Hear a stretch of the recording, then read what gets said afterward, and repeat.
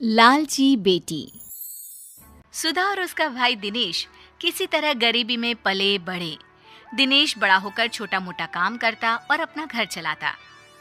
बेटा दिनेश, किसी तरह अपनी बहन की शादी करवा दे। बड़ी हो गई है लेकिन अभी तक घर पर बैठी है। ठीक है माँ, मैं कोई लड़का देखता हूँ। थोड़े दिनों में दिनेश को एक लड़का मिलता है जो बहुत बड़े बंगले में ड्राइवर का काम करता था। माँ, एक अच्छा लड़का मिला है। वो पास के बड़े बंगले में ड्राइवर है, खूब अच्छी गाड़ी चलाता है। वो सुधा को खूब खुश रखेगा। अरे वाह भैया, फिर तो वो मुझे 4 चक्के में घुमाएगा भी। हाँ हाँ, क्यों नहीं घुमाएगा, जरूर घुमाएगा। अरे बेटा तू चल, उन लोगों के घर हम लोग जाकर बात कराते हैं। दिनेश और माँ सुरेश के घर जाते हैं। वहाँ उन लोगों की खूब आवभगत होती है।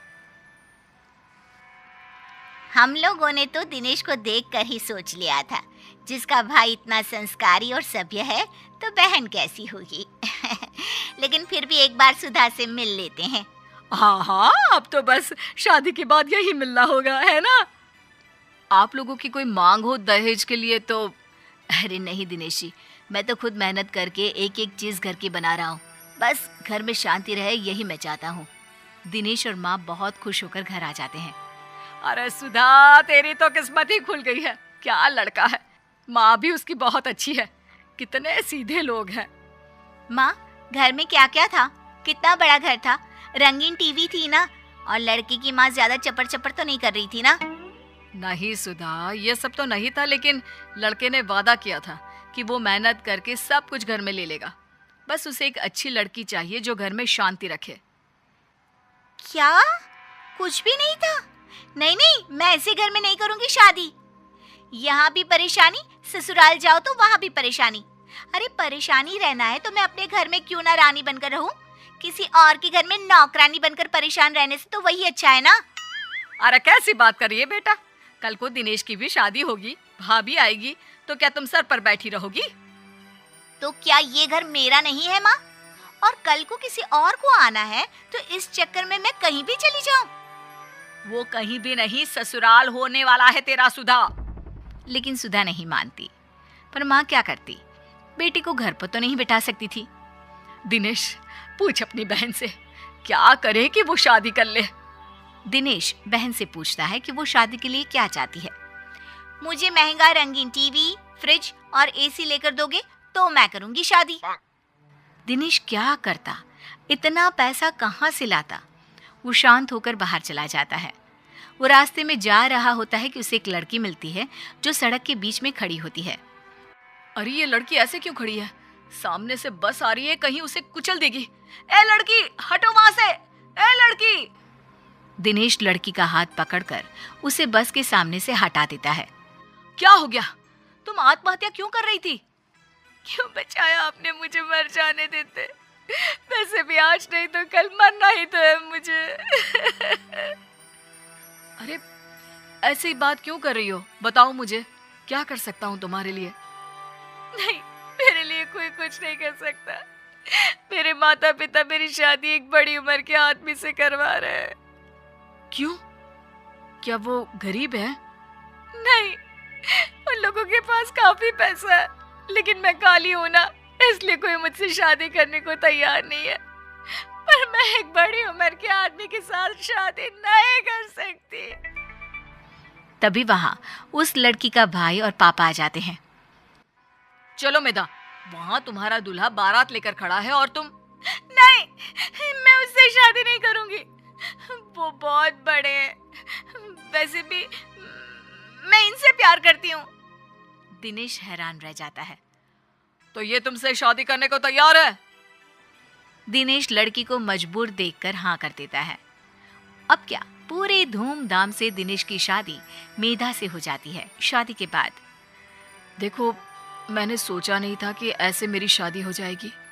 तुम बड़े घर की हो, मैं कोशिश करूंगा कि तुम्हें सारे ऐशो आराम दे सकूं। मैं और कड़ी मेहनत करूंगा। नहीं नहीं, मुझे ये सब की जरूरत नहीं है। मैं तो तुम्हें थैंक्स कहना चाहती हूँ कि तुमने मेरा जीवन खराब होने से बचा लिया। दिनेश और मेधा बात कर ही रहे थे कि बाहर सुधा की आवाज आती है। भैया जल्दी बाहर आओ, देखो माँ को क्या हो गया। दिनेश और मेधा बाहर आते हैं जहां माँ जमीन पर गिरी होती है। क्या हुआ माँ को? माँ को तुरंत डॉक्टर के पास ले चलते हैं। दोनों माँ को लेकर डॉक्टर के पास जाते हैं जहां डॉक्टर कहते हैं, अरे इन्होंने तो बहुत सारा टेंशन लेकर रखा है। दिमाग सारा दिन चलता रहता है शायद इनका। ज्यादा सोचने से इन्हें चक्कर आ गए हैं और ये गिर गई। क्यों बहन जी, क्या चिंता है आपकी? मेधा को लगता है कि सास उसके कारण परेशान है, तभी सास कहती है, अरे मेरी बेटी बड़ी हो रही है, लेकिन उसकी लालच के कारण वो अभी तक घर में बैठी है। अच्छे अच्छे रिश्तों को मना कर रही है। अब जो हैसियत हम लोगों की है उतना ही तो कर पाएंगे ना।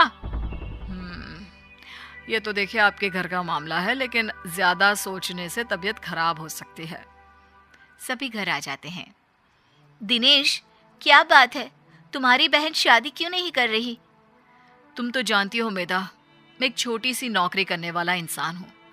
थोड़ा बहुत जो मिलता है उससे घर खर्चा चलता है। थोड़े मेहमानों को बुलाकर खाना खिलाकर बहन को विदा कर दूं, यही बात है। लेकिन उसकी इच्छाएं और ख्वाहिशें बहुत हैं, इसलिए मैं उसकी शादी नहीं करवा पा रहा हूँ। सुधा को तो मेहनती और काम करने वाले लड़के मिल रहे हैं। वो तो मेहनत से बड़ी चीज खड़ी कर सकते हैं। फिर क्यों मना करना? मैं बात करती हूँ।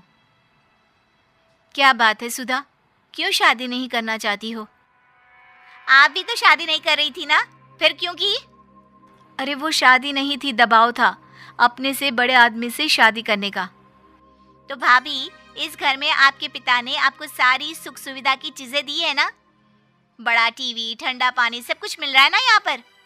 तो फिर मैं गरीबों वाली जिंदगी क्यों जीऊं? अरे कहाँ से लाएगा तेरा भाई ये सारी चीजें, जिसे देखकर मैं तेरी शादी कर दूं?